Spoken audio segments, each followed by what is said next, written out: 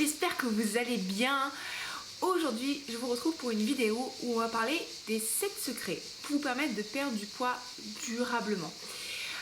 Donc ces 7 astuces, 7 choses que vous pouvez mettre en place si vous désirez perdre du poids durablement.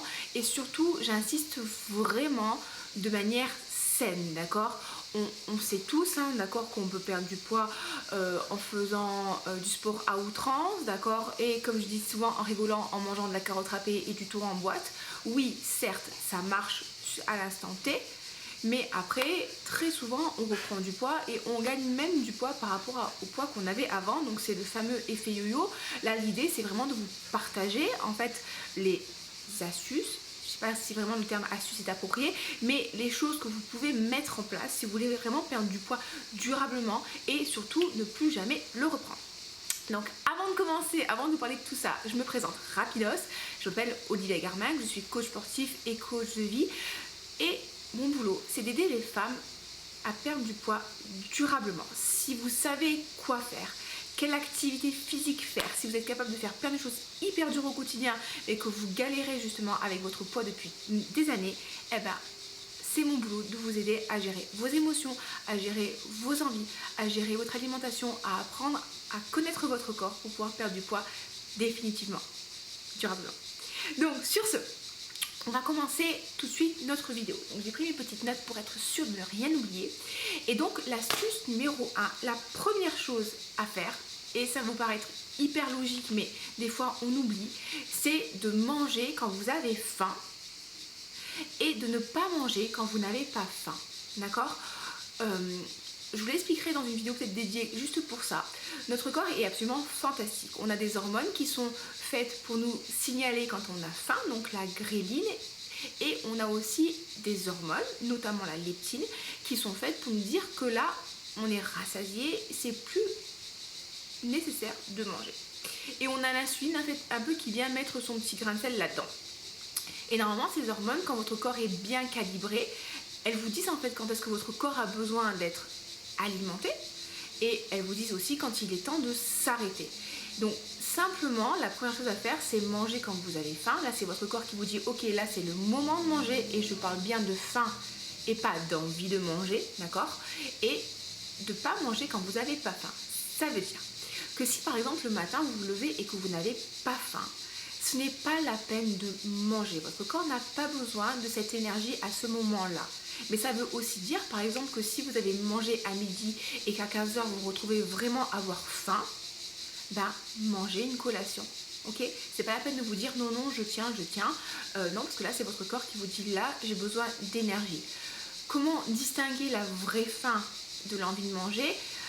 Il y a plein de choses qu'on pourrait utiliser.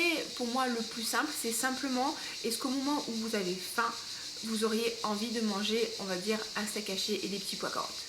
Si vous dites non, mais là j'ai pas envie de ça, ou quelque chose en fait de sain, par exemple du saumon fumé, ou du saumon fumé, on a toujours envie de saumon fumé, du tofu, enfin quelque chose que vous mangez au quotidien de sain, si à ce moment-là vous dites ok, là je pourrais le manger, c'est de la vraie faim.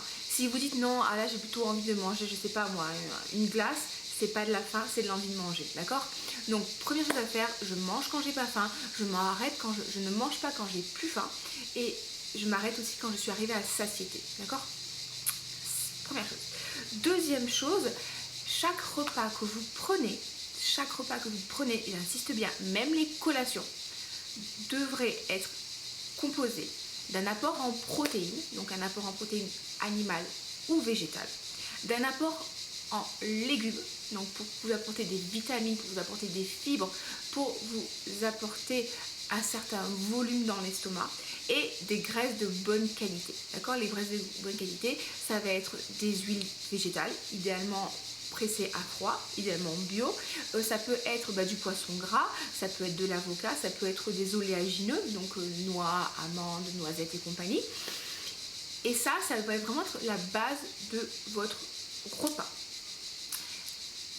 Avec ça, une fois que vous avez mangé ça, si vous avez encore faim, vous allez pouvoir rajouter, pourquoi pas, des glucides complexes, donc sous forme de légumineuses, donc ça va être les haricots rouges, ça va être les lentilles, ça va être le maïs, ça va être les petits pois, ça va être les pois chiches, pourquoi pas, ou sous forme de féculents, de céréales complètes, donc on va dire du riz, de l'orge, de l'éblis, du quinoa, et on va pouvoir rajouter les fruits et ou les produits laitiers, d'accord?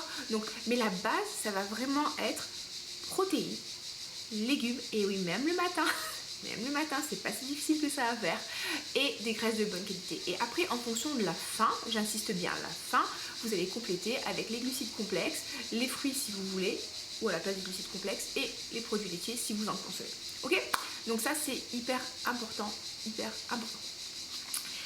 Troisième chose, on va vraiment limiter les farines, le sucre et l'alcool. Pourquoi? Parce que les farines, ce sont des produits en fait qui sont raffinés. Même la farine complète, c'est des produits qui n'existent pas dans la nature. C'est une invention humaine et on est parti d'un aliment qui était hyper sain, donc on va dire une céréale, qu'on a broyé, qu'on a purifié au maximum, et du coup on a enlevé les vitamines, on a enlevé les fibres, les minéraux, et on en a fait quelque chose de hyper dense d'un point de vue énergétique, d'accord? Donc vous retrouvez avec des pâtes, vous retrouvez avec du pain, qui est beaucoup moins intéressant d'un point de vue nutritionnel que les produits de base en fait. Et le second problème, c'est que tout ce qui va être farine, ça va vraiment augmenter la production d'insuline. Donc quand vous mangez en fait par exemple du pain, vous sécrétez énormément d'insuline. L'insuline, c'est une hormone hypoglycémiante, donc c'est une hormone qui vous fait baisser le taux de sucre dans le sang, c'est une hormone de stockage.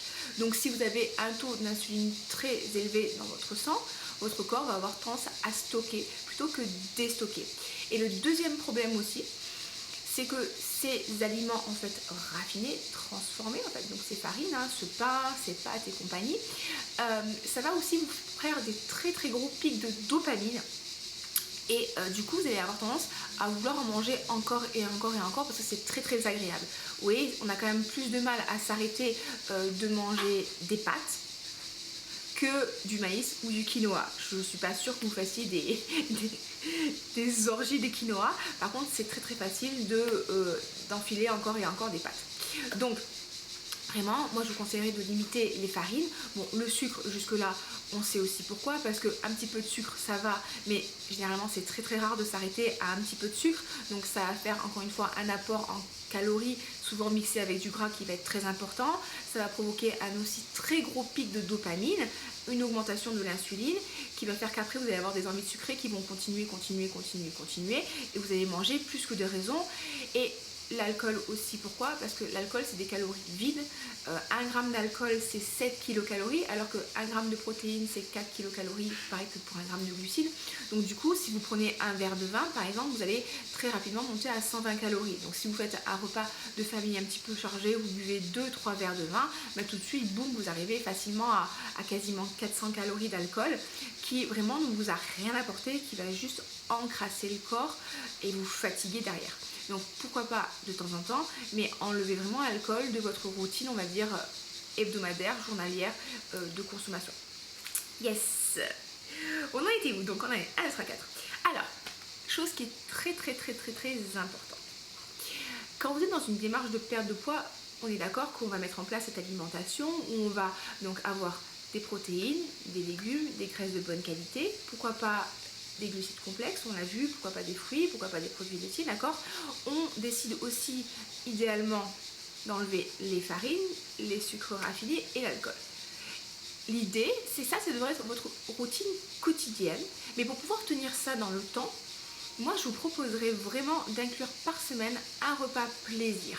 Et j'insiste vraiment sur le repas plaisir. C'est pas un cheat meal, parce que le cheat meal, c'est comme si on faisait quelque chose de mal en fait. Et non, l'alimentation, c'est vraiment quelque chose qui est fait pour vous faire du bien, pour vous donner de l'énergie, pour vous faire plaisir, pour vous sentir épanoui.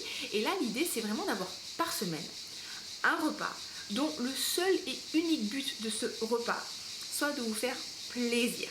Donc si votre plaisir à vous, c'est d'aller vous faire un menu maxi best of Big Mac avec McFlurry à McDo, c'est très très bien. Si votre plaisir à vous, c'est de manger des sushis, c'est parfait. Vous voyez, c'est vraiment d'aller vous faire un repas plaisir ou de la pizza ou du barbecue qui vous fasse vraiment plaisir, où là, ça vous permet justement de sortir un petit peu de ce cadre un petit peu justement cadré. Mais le seul bémol que je mettrais, c'est vous mangez quand vous avez faim et vous arrêtez quand vous n'avez plus faim. Encore une fois, vous n'allez pas prendre de poids si vous mangez à votre faim. Vous allez prendre du poids si vous mangez plus que de raison. Par exemple, vous allez commander une super grosse pizza qui vous fait vachement plaisir avec plein de fromage et compagnie, et vous vous rendez compte qu'en fait, au bout des 3/4 de la pizza, vous n'avez plus faim. Mais là, si vous vous arrêtez à 3/4 de pizza, ça n'aura pas de conséquences en fait sur votre perte de poids sur la semaine. Par contre, en fait, si vous dépassez et que vous sortez de table et que vous avez trop mangé, vous avez le ventre gonflé, ça va avoir des conséquences diverses et variées. Déjà, vous allez manger trop de calories, parce que là, tout va bien. Après, vous allez avoir du mal à digérer, donc vous allez avoir une perte d'énergie.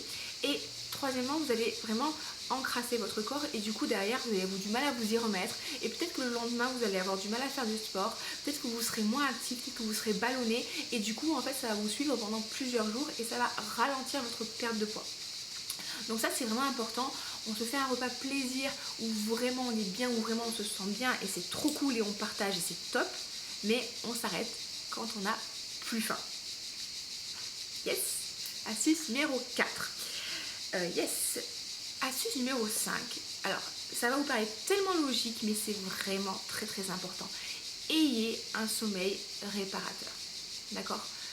Couchez-vous tôt dans la mesure du possible, parce qu'on récupère mieux quand on se couche tôt. Et ayez vraiment un sommeil réparateur. Si vous ne dormez pas assez, si vous avez un sommeil qui est agité, si vous avez un sommeil qui n'est pas réparateur, vous allez créer du stress pour votre corps. Déjà, vous allez être fatigué. Quand on est fatigué, on sait très bien qu'on a moins de volonté par rapport au choix alimentaire. On sait très bien qu'on a du mal à se motiver pour aller faire du sport. On sait très bien qu'on a envie de faire le pancake sur le canapé à la place d'aller bouger, à la place d'aller travailler. Donc déjà, on est beaucoup moins énergique, hein. On est plus soupolé aussi. Et le manque de sommeil est assimilé par le corps comme un stress. Et quand vous êtes stressé, votre corps produit du cortisol qui produit de l'insuline. Et vous rappelez, insuline, hormone de stockage.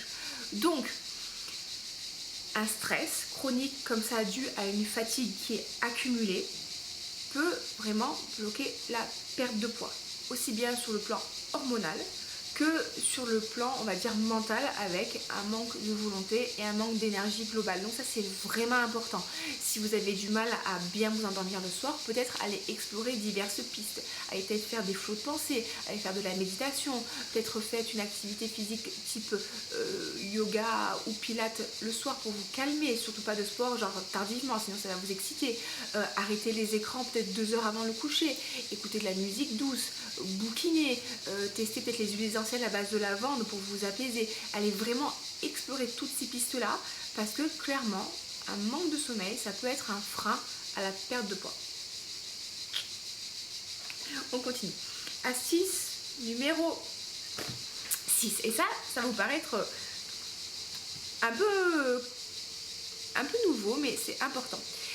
Je vous dirais de tous les jours, avoir une activité qui vous fait plaisir. Sauf par la bouffe.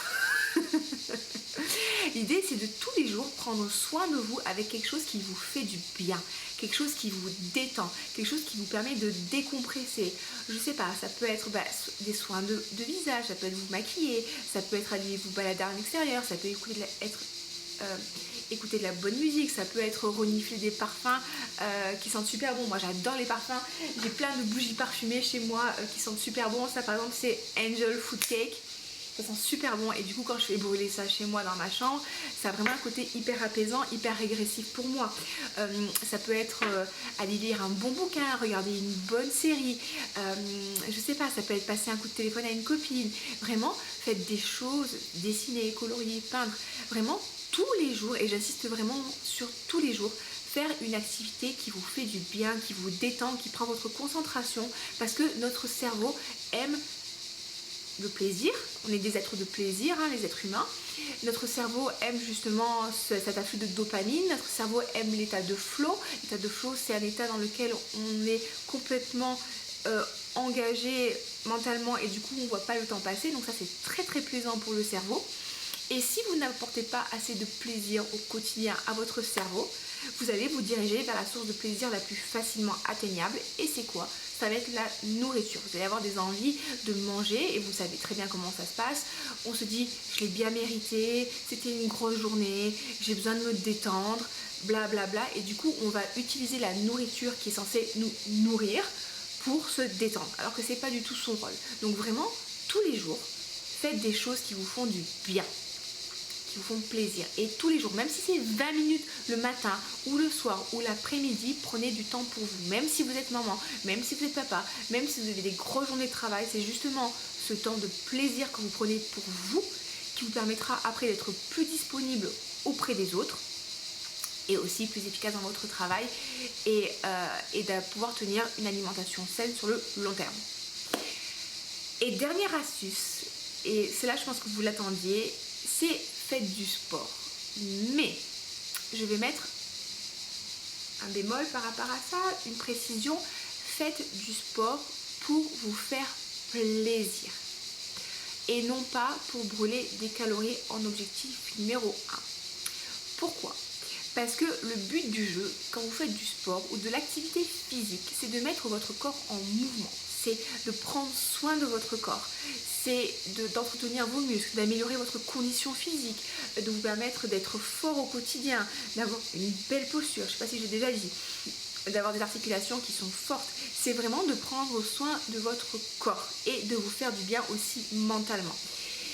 Et c'est pour ça que si vous faites une activité physique dont le seul objectif, en fait, ça va être de brûler des calories, quand vous allez être fatigué, quand vous allez être atteint de flémingite aiguë, comme vous n'allez pas avoir tout ce bien-être derrière, vous n'allez pas forcément vouloir y aller. En fait, l'idée, c'est vraiment de trouver une activité que vous faites par pur plaisir et dont le seul but de cette activité, c'est de vous faire plaisir et de prendre soin de votre corps.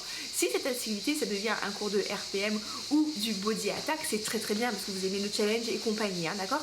Mais choisissez vraiment quelque chose avant tout parce que ça vous plaît et pas parce qu'il faut le faire. Est-ce que vous voyez la différence ? Parce que l'idée vraiment, c'est d'y aller avec plaisir et de se dire que quand vous allez en ressortir de là, vous serez content, vous serez fier de vous, ça vous aura fait du bien et que c'est pas une contrainte. Parce que si c'est une contrainte, vous allez systématiquement vous trouver des excuses pour ne pas y aller. Alors c'est trop tard, et il pleut, il fait froid, il fait trop chaud, il y a des bouchons, bla bla bla bla bla.